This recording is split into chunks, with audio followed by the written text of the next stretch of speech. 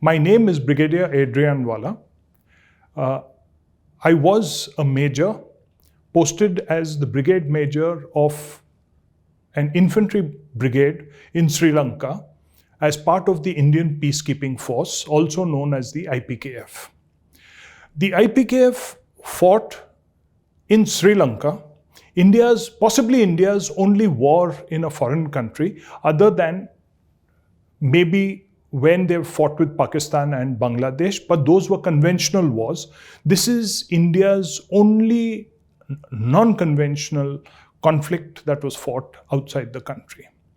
The heartbreaking journey of the IPKF began in Sri Lanka on July 1987 on signing of the Indo-Sri Lanka Accord between the governments of India and Sri Lanka and the Tamils of Sri Lanka as co-signatories. At that time, Rajiv Gandhi was the Prime Minister of India and General Sundarji was the chief of the Indian Army at that time. The Sinhala Indian-Tamil Accord very quickly, I think it was October 1987, went sour. Went sour due to various reasons, but shortly the P dropped out of the Indian peacekeeping force and it became a fighting force. And the island was known as Serendip, origin of the word serendipity, but it is no longer, and was that time, no longer a serendipitous place. By October, the Indian Army was fighting against the LTTE, and the LTTE, the Liberation Tigers of Tamil Eelam. There would be approximately a 2-year armed conflict, which started in around October 87, finished in March 1990 when the last Indian soldier left the island. During this period, there were about 1,200 dead and about 3,000 wounded soldiers. I just draw your attention to one simple fact. This is about 4 times that of the casualties in Kargil. Despite the relatively large number of casualties, we find that this was an undeclared conflict, and I put conflict in inverted commas. This episode remained an undeclared war. We called it a war. Those of us who were there called it a war because it has been treated as a postscript to Indian military history. You won't find mention of it in any of the history books or the official history of the Indian Army at any point in time. The Sri Lankans built a memorial to the IPKF, but the Indian Army has yet to even recognize the fact that the IPKF fought in Sri Lanka. It possibly has to do with the word withdrawal, again in inverted commas. The withdrawal of the IPKF in 1990 was a political decision. Arguably, people say that if the Indian Army had remained in Sri Lanka for another few months, the outcome would have been different. But at this point, I do not wish to comment on that. All I wish to comment on, because I was there, is that the killed or wounded were seldom given their due in the IPKF. But those who fought there will seldom forget the fact that they were on Sri Lanka. So what is the genesis of the conflict? The genesis of the conflict started way before the Indo-Sri Lanka Accord. There was strife between the Tamils and the Sri Lankans. There were arguably 80% Sinhalas, 12% Tamils, and 7% Muslims.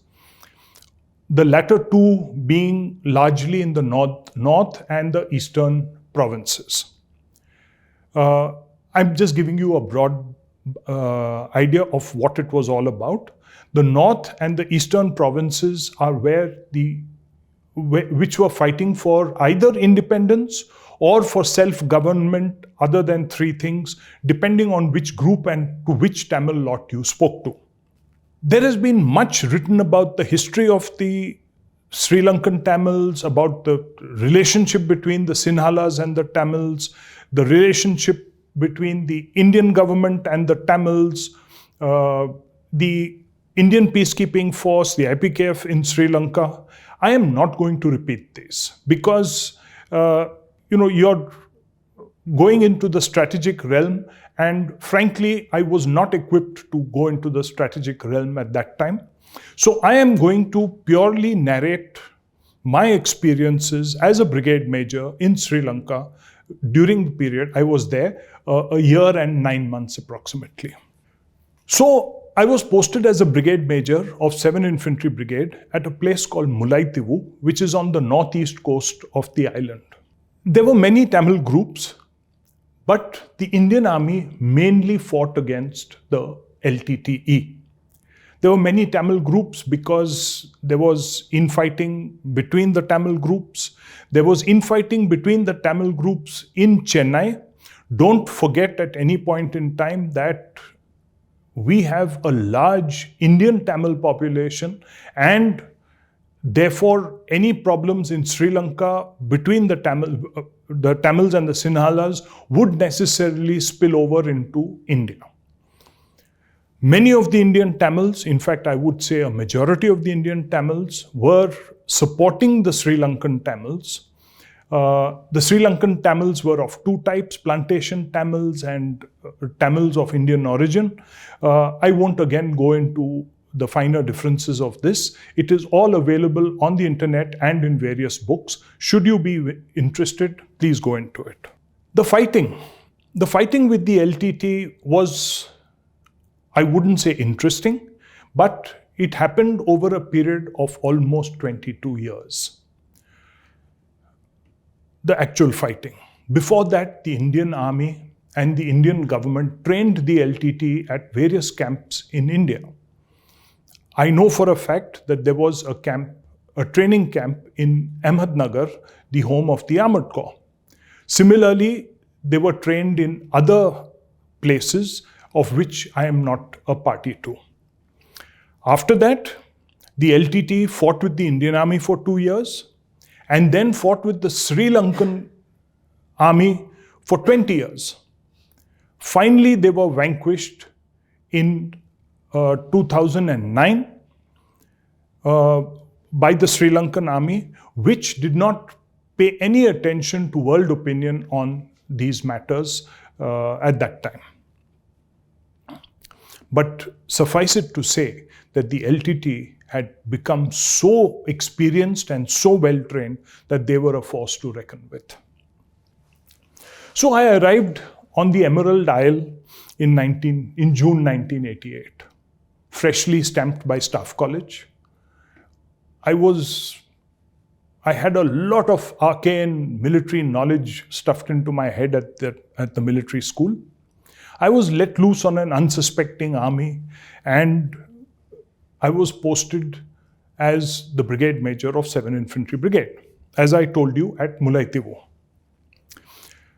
Don't forget that I am an Armored Corps officer, and at that time, very few Armored Corps officers had fought in counterinsurgency, and this was viewed by the Indian Army as a counterinsurgency at that point in time. It was a long journey. I came up to Tambram by train.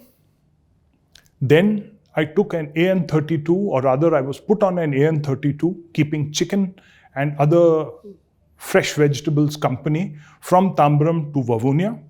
From Vavuniya, I was put into a helicopter, a Mi-8 initially. Subsequently, Mi-8s gave way to Mi-17s. Similar helicopters, these were amongst the mainstay in Sri Lanka, as I will cover later. Then a Mi-8 dropped me at Mullaitivu. The view from the air was absolutely fantastic. From Vavuniya to Mullaitivu, there were palm trees all along the way. Palm groves, which had overgrown due to the insurgency, now were no longer being tapped and had grown wild.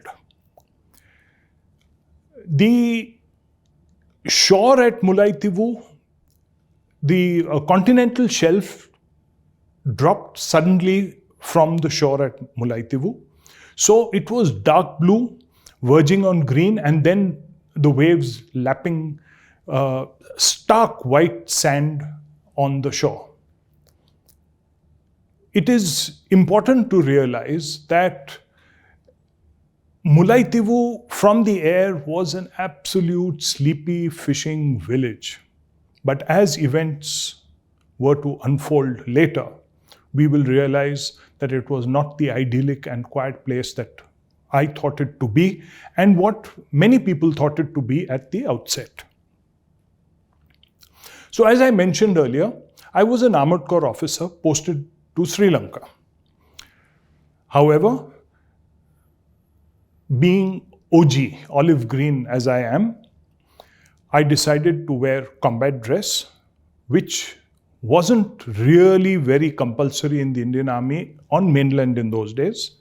And I had cut my hair efficiently short. A crusty colonel eyed me up and down, and he says, "So, Mr. Armored Corps, where's your long hair?" I got a bit pissed off at this. So I told him, I said, "Sir, my long hair is in my work. If you have any complaints about my work, let me know." I must have got it right because later on he became a good friend of mine. As the helicopter dropped me at Mullaitivu helipad and thumped away into the distance, I surveyed what was to be my headquarters, my office, and my home for the next 2 years.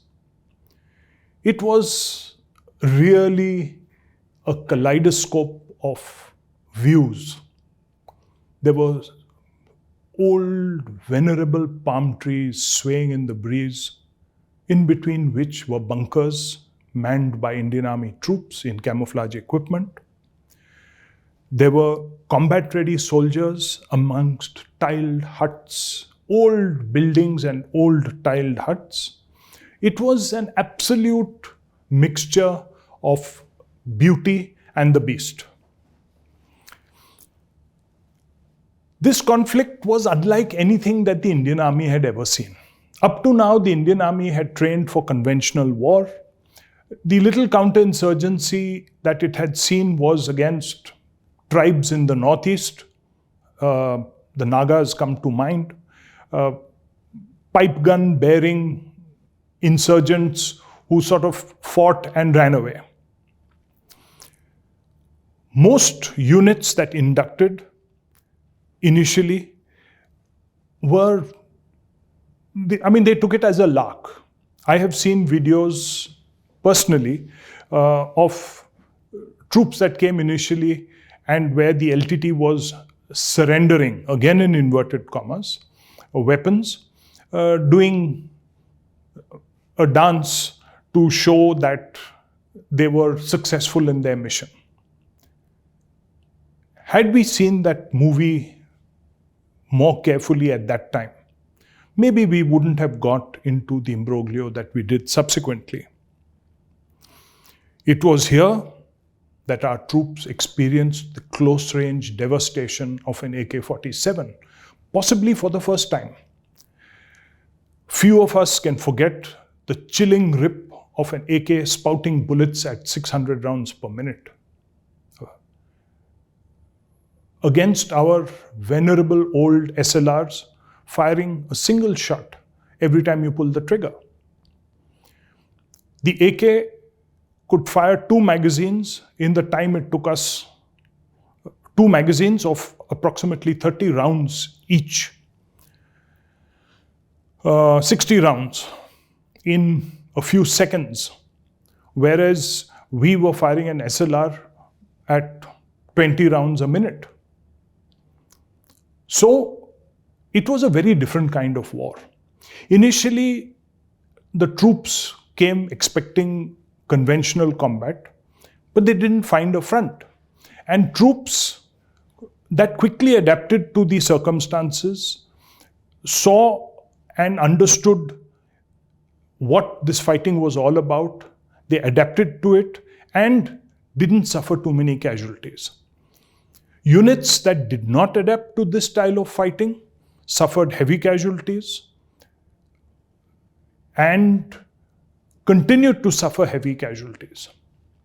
The LTT, being lesser in number, was very casualty sensitive.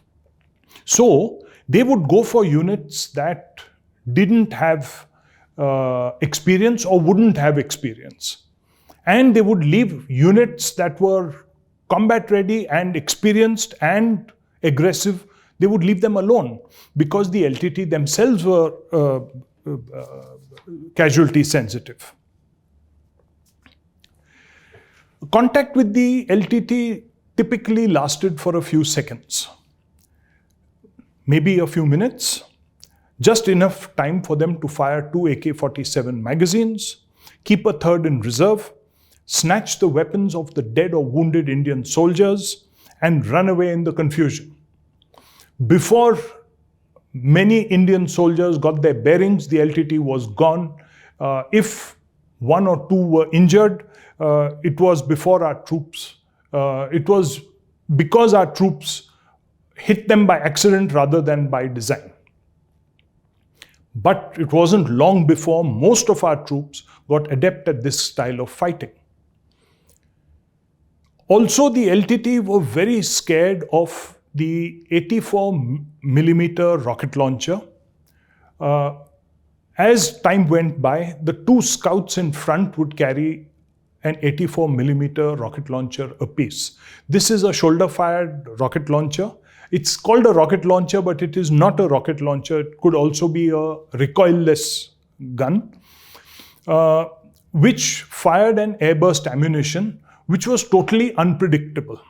So the LTT was scared of this ammunition being totally unpredictable. It could hit anyone, anywhere.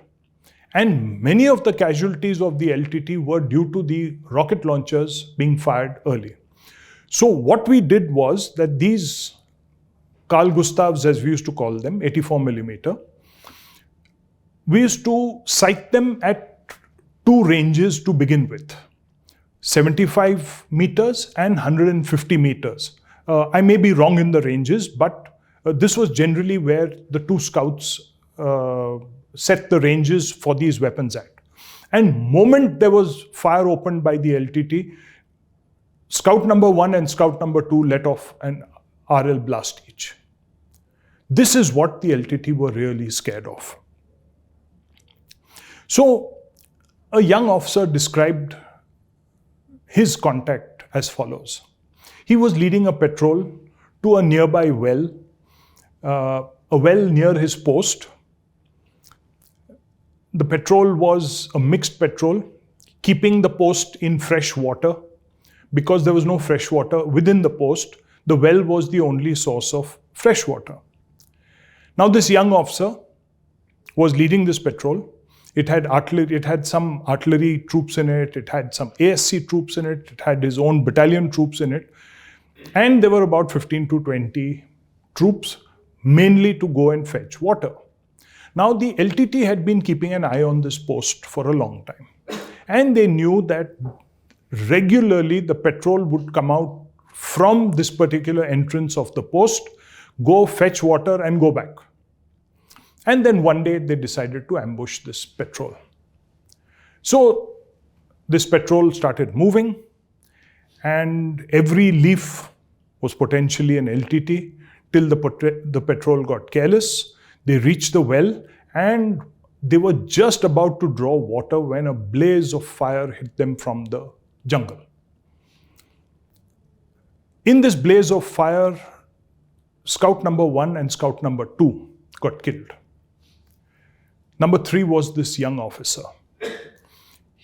As the LTT came out to grab the weapons of Scout 1 and 2, this young officer just wouldn't, he started firing from his carbine and he wouldn't let up. Why wouldn't he let up? Because he was afraid that after Scout 1 and 2, next was his turn. He didn't do it out of any heroism, he just did it out of a sheer sense of self-preservation.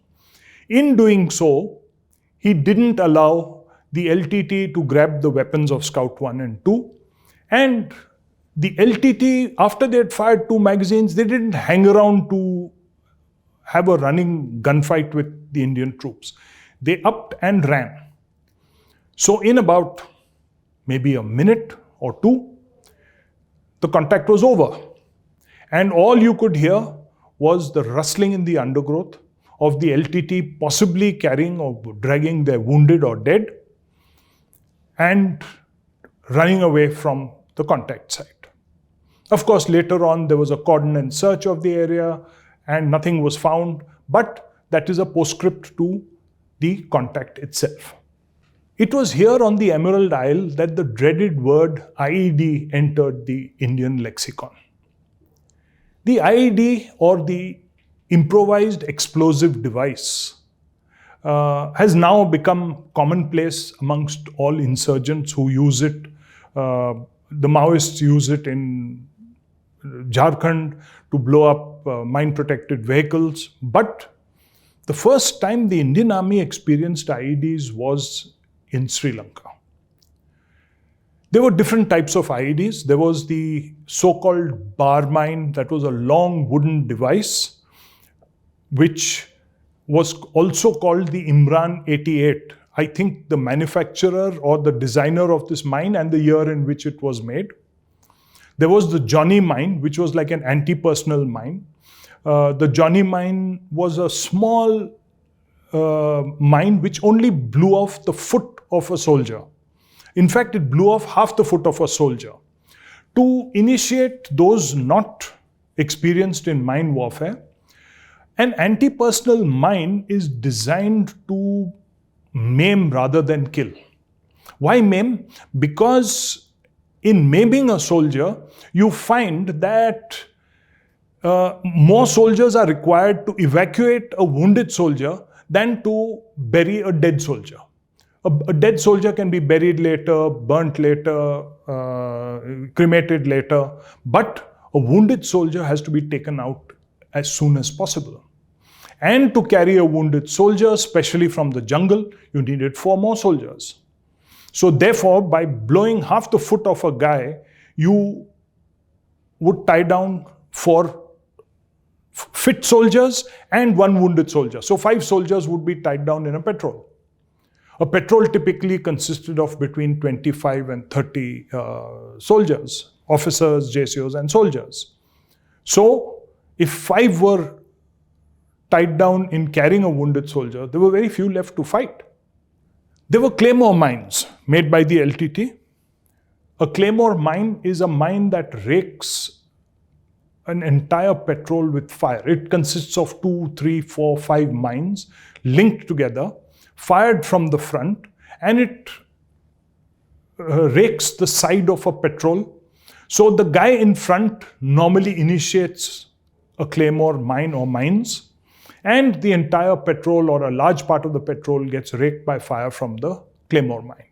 A claymore mine has got shrapnel in it, shrapnel or ball bearings or pieces of glass or pieces of metal, which inflict themselves or impinge on a soldier and cause injury. Remember that the LTTE used a huge amount of wood in their mines, making these mines nearly undetectable. So we used to use mine detectors in Sri Lanka, but in those days, 1988, 89, the mine detectors were quite primitive and could not pick up the buzz or could not pick up a wooden mine.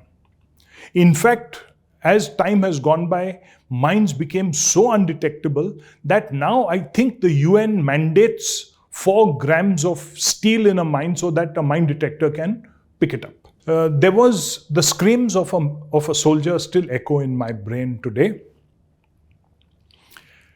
He used to go to the toilet for his morning ablutions by the same path every morning, like all Indian Jawans are apt to do. One day, the LTTE put a Johnny mine on this path. it blew half his foot off.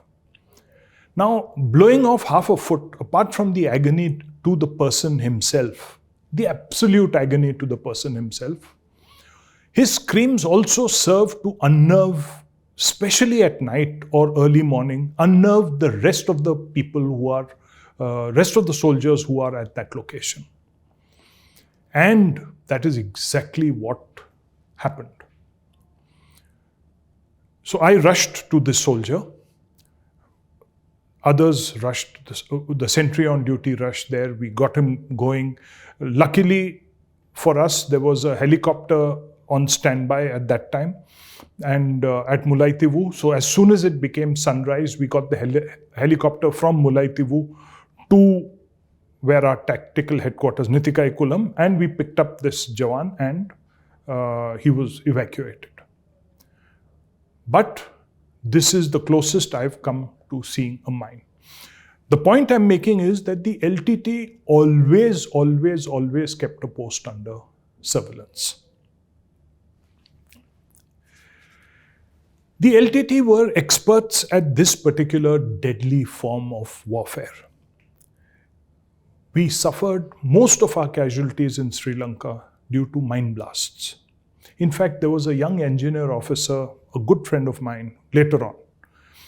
He'd been commissioned maybe a year earlier, year or 2 years. He'd just come from Vios, engineer officer, leading from the front, as all young officers did, lead from the front. This officer was hit by a claymore mine blast just under his heart. He survived, but many people lost limbs, lost eyes, and lost their lives in mine blasts. Operations in the jungle were, to put it mildly, called jungle bashing.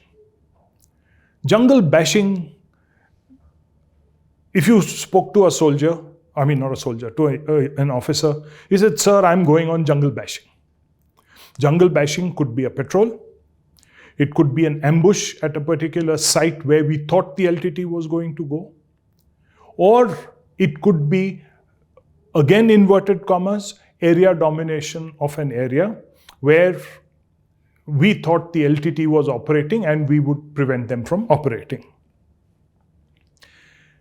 Jungle bashing, I'm using the word jungle bashing, it's not an official term. Jungle bashing was the primary form of warfare in Sri Lanka. If you were lucky, you made contact. If you weren't lucky, you didn't make contact. Now, lucky and unlucky also depended on the troops. Aggressive troops were lucky when they made contact. Non-aggressive troops were unlucky that they made contact. So, contact was also lucky or unlucky depending on whom you were. But most units that underwent this perilous and dangerous form of warfare came out the better from Sri Lanka. They went on to fight counterinsurgency elsewhere and they became good at what they were doing. They became trained in the hotbed of counterinsurgency and later on did well in other spheres, especially in Kargil and in the northeast. Troops were out for days and sometimes even weeks in the jungle in constant rain and very high humidity. I've seen soldiers emerge from the jungle in tattered jungle clothing. Tattered due to moisture, wear and tear, and maybe the lack of importance of this war, or maybe ignorance of this war or conflict, was the fact I still remember seeing a dead body of a soldier, Indian Army soldier, whose jungle boots were tied with a piece of cloth. So when I asked his buddies, it emerged to me and then it sort of clicked in place. The Comptroller and Auditor General had remarked in Parliament, what is the need for the IPKF to be given an additional set of clothing? This goes to show either he didn't care and the country didn't care, or he just was ignorant of what was happening over there. An officer once described to me his routine patrol. Not routine, but his patrol. He led a patrol from his post. Like I said, a patrol could be anything from 30 to 80 men, generally 30 to 50 men, 30 men. Unless there was a specific target, it was about 30 men. Now, 30 men led by an officer or a JCO, normally a young officer, would go out for 48 to 72 hours. He would be carrying his food, water, clothing, ammunition, and ammunition for crew-served weapons, a load of about 20 to 30 kilograms on his back. Usually this patrol was tasked to search an area or lay an ambush on a suspected LTTE route. The patrol could not follow trails because trails were mined by the LTTE. So if a patrol was honest in what it was doing, it would go across the jungle, which meant cutting your way through virgin jungle. As it forged its way through dense vegetation that was constantly wet, where visibility was often less than 5 meters, it was an excruciatingly slow and mind-numbing operation. There was moisture, rain, leeches, constant humidity, sores on the body from the chafing of clothing against the body, sores on the body from chafing of equipment against the body, stale food.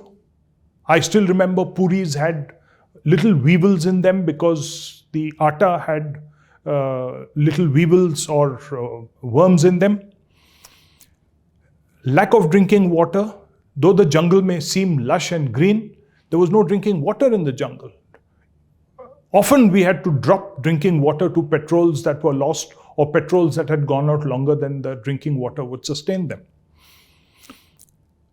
So there were hours of monotony, backbreaking work, and suddenly there would be the fire from the LTT. Fire for what? 1 or 2 minutes, maximum, maybe even less. So a Jawan from the monotony of daily patrolling, or not daily patrolling, but of patrolling, would suddenly have to reorientate himself, see where the fire was coming from, return the fire, and before he knew it, the LTT had grabbed weapons of the dead, if possible, and run. I remember meeting a Jawan who had put a metal strip on a component of his SLR. Now that metal strip made the SLR go automatic. I won't go into the technicalities of it, but needless to say, the SLR went automatic. So it fired a 20-round burst. An SLR has a large round. It is meant for conventional warfare at 300 meters. Now that large round is not meant to be fired automatic. So the barrel of the SLR would melt. So initially when I went there and I asked this Jawan, I said, "Aap hatiyar ko barbad kar rahe ho. You're destroying this weapon." He said, "Sir, who cares? I am going to come into contact with the LTT once or twice in my tenure here. If the SLR gets destroyed in the bargain, tough luck." Which was true. Ranges were very short. As I told you, visibility was 5 to 10 meters. Combat happened at 5 to 10 meters. Very often, not very often, most times, soldiers at the rear of a patrol didn't know what was happening at the head of a patrol. They would hear firing, or vice versa, that the LTT would wait for the majority of the patrol and the famous 84 mm RLs to pass and start firing at the tail of the patrol. And the people in front couldn't figure out what was happening at the tail of the patrol. So this was what was happening in Sri Lanka. Helicopters of various kinds and flown by various people were the mainstay of air operations in Sri Lanka. There were Mi-8s and later Mi-17s flown by the Air Force. There were Cheetahs and Chetaks flown by the, at that time known as the ROP, now known as the Army Aviation Corps. Now, if you were a casualty in Sri Lanka, the only way to get out of the jungle was by helicopter. And a helicopter was what we used to call CASEVAC. That is, casualty evacuation was called CASEVAC. Now, casualty evacuation was a very, very important role of the cheetah and the chetak from the jungle. In fact, I have seen cheetahs land in areas which were marginally larger than the rotors of the cheetah itself. And, you know, the tail rotor, I have also seen cheetahs just hovering above the trees and a casualty being winched up or pulled up into a cheetah or a chetak. The cheetah or the chetak was the Alouette Mark II and Mark III to my recollection, but I may be wrong. Now, the cheetah was also made into what was called the Ranjit in Sri Lanka. First time it was tried out. Subsequently, I am told it has been used as what is called the Lancer. That is, they have mounted more scientifically a machine gun.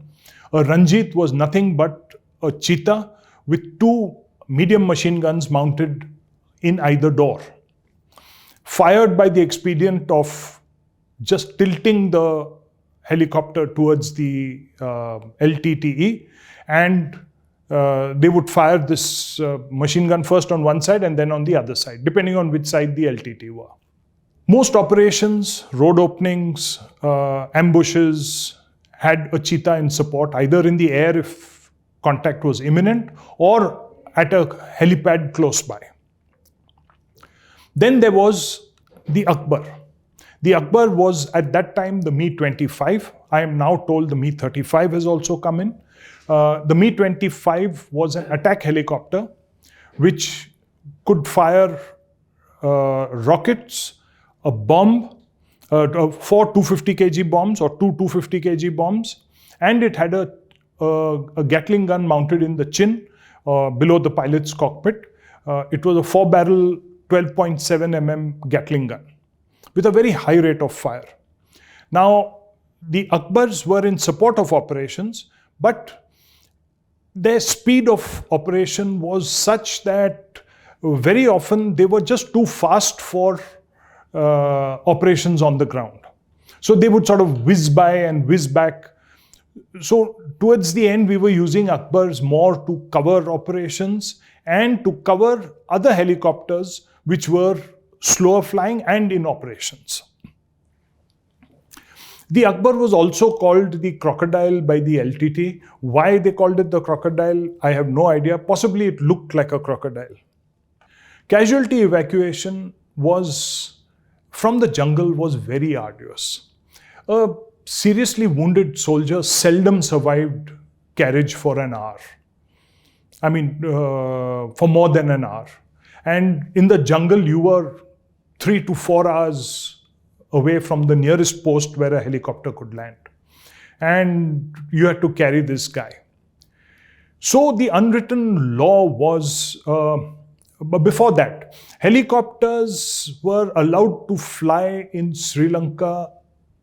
They had to land at the landing pad before sunset. And they could get airborne only after sunrise. So, a casualty, you could not be a casualty anything after 2 o'clock or 3 o'clock. So, tacitly, operations after 2, 3 o'clock, deliberate operations after 2 or 3 o'clock were sort of circumspect. And if you got wounded after 3 o'clock or 4 o'clock, God had to be on your side for you to survive the night in the jungle because there was no helicopter.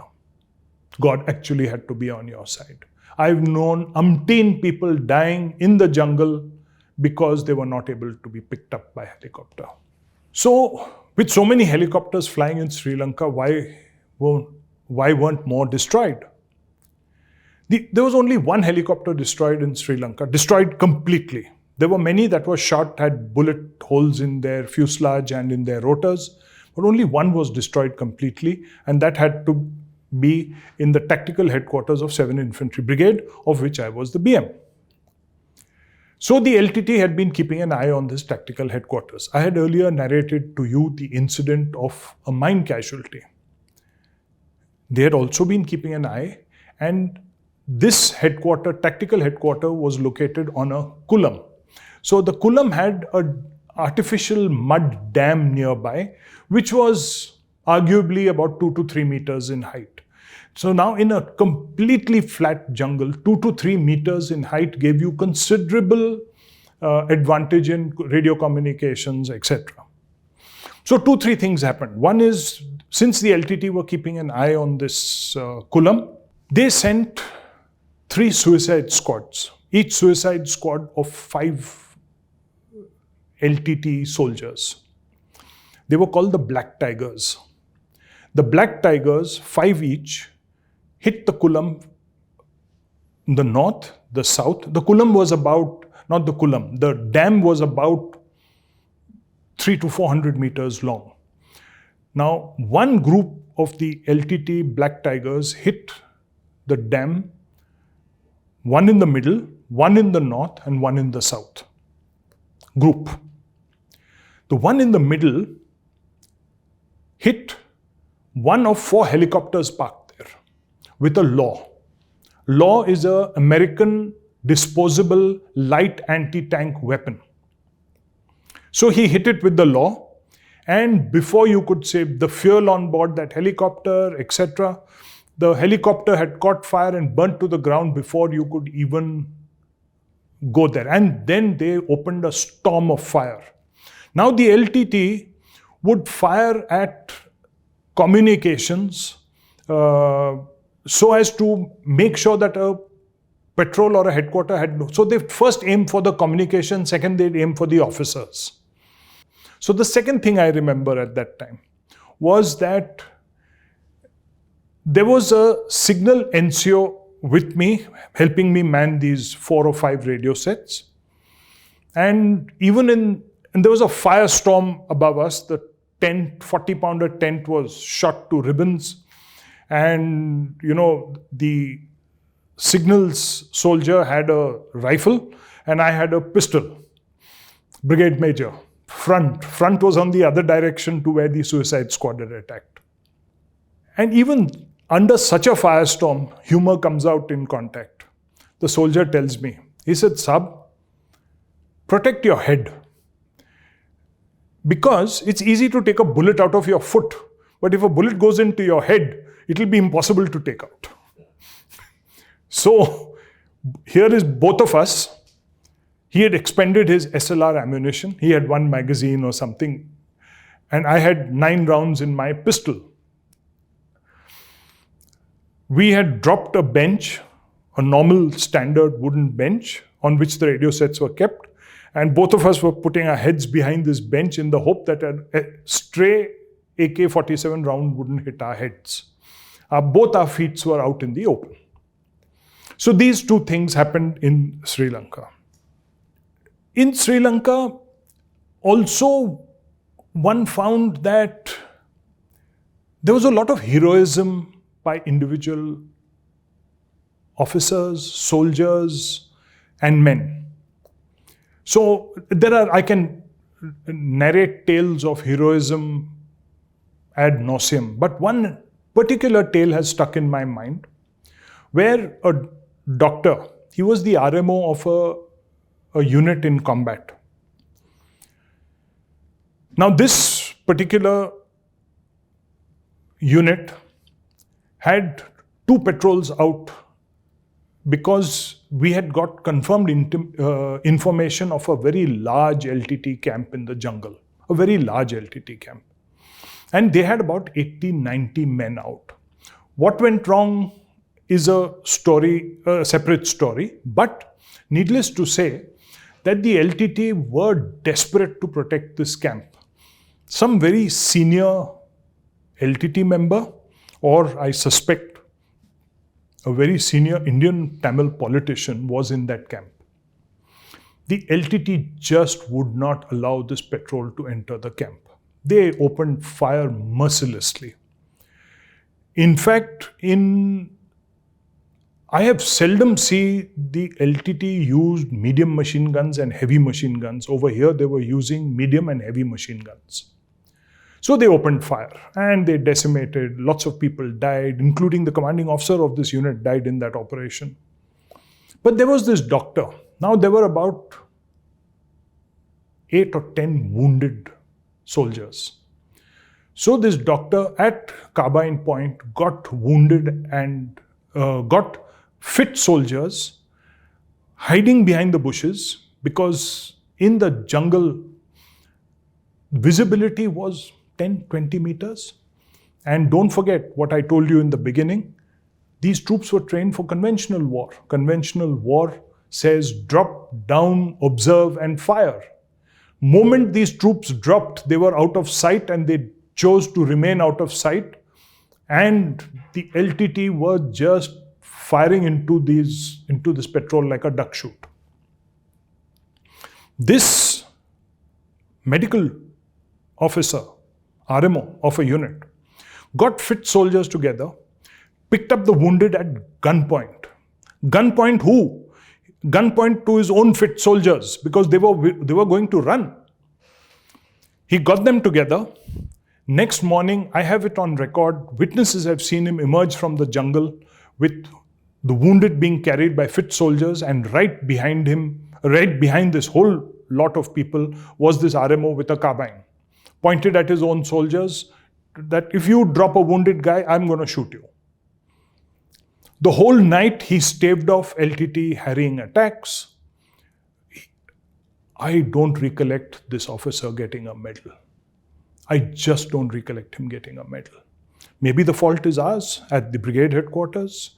Maybe the Indian Army and the Indian government just didn't give medals to people who were part of a loss or a part of a defeat. Our young officers were the steel spine of fighting. Young officers really fought very hard. In fact, you would find young officers at the forefront of every action. They were brilliant. Almost without exception, up to the rank of major, these young officers were brilliant. They would lead patrols. Often, the order in Sri Lanka for a time was that 1/3 of a post will be out on patrol at any given point in time, which meant really that every 3 days you went out once. So these patrols were led by young officers, but since there weren't enough young officers, they went out twice. So a soldier would go out every 3 days, the young officer would go out every 2 days. He'd grab whatever sleep he could after a patrol and take the next patrol out. The young officers were absolutely brilliant. In fact, there was this short service officer from a particular unit who the Indian Army had thought fit not to renew his contract. So 5 years, short service officer goes home after 5 years. And the Indian Army had said that, he's unfit for combat, he's unfit to be re-employed in the Indian Army. So he has to go home. So his contract was not renewed. As the brigade major, I was told to organize a helicopter to pick him up. And so I told him, I said, tomorrow a helicopter will be coming. Please be available at so-and-so helipad. And the helicopter will pick you up. And from day after tomorrow, you're no longer on the strength of the Indian Army. So this guy said, yes, sir, yes, sir, yes, sir. Till the day the helicopter came. And this guy disappeared into the jungle. So I said, I've sent a helicopter for you. Helicopters were a very strained resource in Sri Lanka. I said, I've sent a helicopter to pick you up and take you back home. He said, sir, I'm having too much fun over here. I don't want to go back just now. I said, your contract with the army is over. Now if you get killed, you won't even get the benefits. He says, who's thinking about getting killed? I'm having too much fun. I want to say in a more serious vein that this having fun factor amongst the young officers was what really kept the LTTE at bay. If the Indian Army did well, it was because of these young guys who were having fun. Remember that if you breed sheep in peace, you can't expect them to become tigers in war. We were breeding sheep in peace. Yes, sir. No, sir. Sir, will you come in this way, sir? That way, sir. Have a cup of tea, sir. And in war, you want that guy to take initiative. You've killed his initiative in peace. As a thumb rule, I mean, there are always exceptions to this rule, and some commanding officers were outstanding in, not some, many commanding officers were outstanding in this operation. I felt that, broadly speaking, the dividing line was career consciousness. As long as a young officer didn't have a career looming in front of him and he wasn't in the selection grade, he was like Rambo. He would go out, fight the LTTE, 5 men, 7 men. I've seen paratroops with 5 men going out for days on end, self-contained. And moment a guy became a major, he had done staff college, or he had got selected to become a lieutenant colonel in those days, he became cautious. He started asking permission to do things because now he didn't want to make a mistake. So, in my opinion, 2 aspects of leadership that have stuck with me from my Sri Lanka days. One is that up to the point of career consciousness, an officer was absolutely gung-ho. The second thing that has stuck in my mind is the importance of a commanding officer in a unit. Nothing can change my view of that. A commanding officer was really the mainstay of a unit. Good commanding officer meant good unit. Bad commanding officer meant bad unit. I think the troops are uniformly good. Our troops are really very good. If you had a dithering, weak commanding officer, the battalion would be dithering and weak. I have seen this time and again. And you see a sharp commanding officer who led from the front, the unit would go all out to bloody kill. I have seen commanding officers putting their arms, uninjured arms, in slings, but continuing to lead so that the men would think that the commanding officer is wounded, yet he's here. With what face can I be evacuated? And they continued to fight. I must say that the majority of units were of this category. I was the brigade major in charge of intelligence for a brigade. I had only 2 sources of intelligence. One was the local liaison unit, that is the intelligence corps unit, which was interrogating captured LTT. Now, when you say captured LTT, we very, very seldom, excepting in the initial days, captured a really serious LTT cadre. They were too careful. So we caught villagers, we caught lower level LTT people. Surprisingly, the LTT, though they were very good fighters, once they were captured, they didn't hold anything back. They would just go all out and talk and blab their heads off.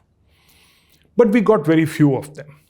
The second source of information were the signal intelligence units, which the Indian Army had at some stage got these Hungarian or Yugoslavian, East European interception trucks.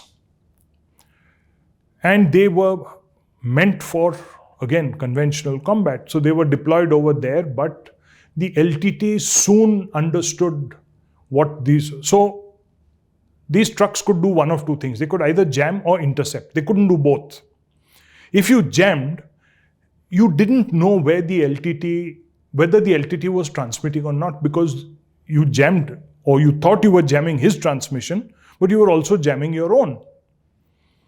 And if he changed frequency, you were jamming a frequency which the LTT was no longer using. If you intercepted, A, it was all in Tamil.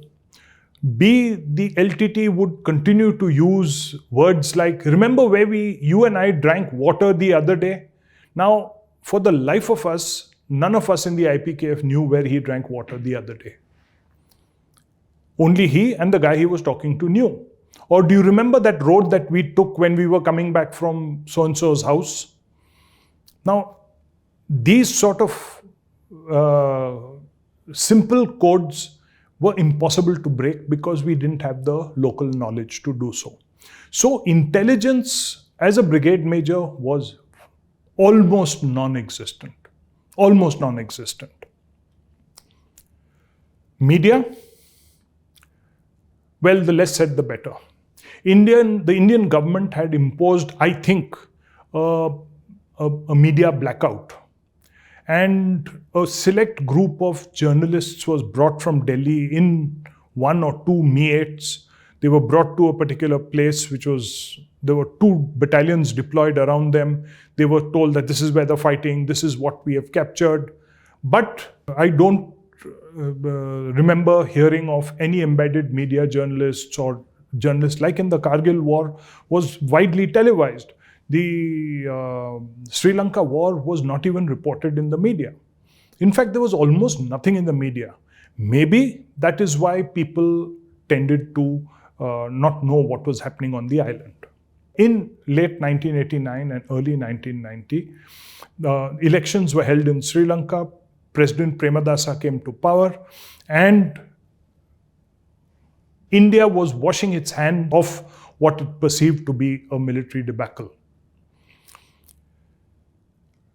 President Premadasa was treating with the LTT, and the LTT and the Sri Lankan government were working together to get the Indian army out. Each had its own reasons. These are strategic, but I suspect the LTT was feeling the pressure, finally feeling the pressure of the Indian army, which had now got the run of things. But the Indian army left, the last soldier left in March 1990. A withdrawal was ordered. I use the word withdrawal very cynically because certain terms that were used in this conflict were very, in my opinion, warlike terms. One was a ceasefire. The Indian army often had ceasefires with the LTT. Now, a ceasefire is normally declared between 2 armed belligerents in a conventional conflict. You don't have a ceasefire with insurgents. So one was, either this was a war, or the word ceasefire was used wrongly. I don't know. The same was withdrawal. Now, the IPKF was withdrawn from Sri Lanka, and in withdrawing, there was a lot of acrimony in the country. The Tamils in Tamil Nadu were up in arms against the Indian army for having suppressed so-called Tamils, not realizing that the LTT did not want to treat with anyone. The LTT would regroup and start operations again. And the Indian army was, in my opinion, reactive to this. We did a lot of sterling work, but we were reactive to the LTT. If you notice, 20 years later, 2009, almost exactly 20 years later, the Sri Lankan army didn't pay heed to any world attention. They just remorselessly continued to batter the LTT. There was talk, if you remember, of the that civilian enclave being fired upon by the Sri Lankan army, the Sri Lankan's army just did not care for international opinion. They went at the LTTE, no ceasefire, no let up, no nothing. They went about it. But I'll come to that later. A small but significant incident has stuck in my mind. Units fought in Sri Lanka for 1 to 2 years generally. Troops that went in initially fought for a year, year and a half. Troops that went in later fought for 2 years. The order by the government of India and the Indian Army was that every unit and every headquarter, that is brigade and division, that fought in Sri Lanka would be given an IPKF flag as a significance of having fought in Sri Lanka. So initially, and they would be given by a senior army officer in Chennai when they would de-induct. So the Indian Army de-inducted, when the de-induction started, or rather when first units de-inducted from Sri Lanka, a senior, the area commander would come and present a flag and a band would play. Then slowly this instruction got diluted and maybe a brigadier would come, and then slowly the instruction got diluted further. Till finally when the brigade that I was a brigade major of de-inducted, a duty officer from some unit in Chennai came, furtively handed me a flag, didn't have any photographs, nothing taken, and left the jetty before anyone even knew he was there. All personnel which were part of the IPKF were affected by the experience. Some more, some less, but almost all were affected positively. One very rarely, in fact, I had never heard of this so-called PTSD, post-traumatic syndrome. I had not heard of it, but now it's become quite the norm even in the Indian Army. Compared to other wars, Sri Lanka, as I told you earlier, we lost almost 1,100 officers, JCOs and other ranks killed, and about 3,000 wounded. This is more than most other wars other than 1971. But nobody who got killed there got his due. There were no perks, there were no recognition, there was no Sri Lanka. We got a clasp for foreign service saying Sri Lanka on the medal. There was no Sri Lanka medal. It was like a forgotten war. Excepting that those of us who were there are not likely to forget this in a hurry. I think the words IPKF withdrawal summed up the national psyche at that time. We were unsung heroes of an unsung war.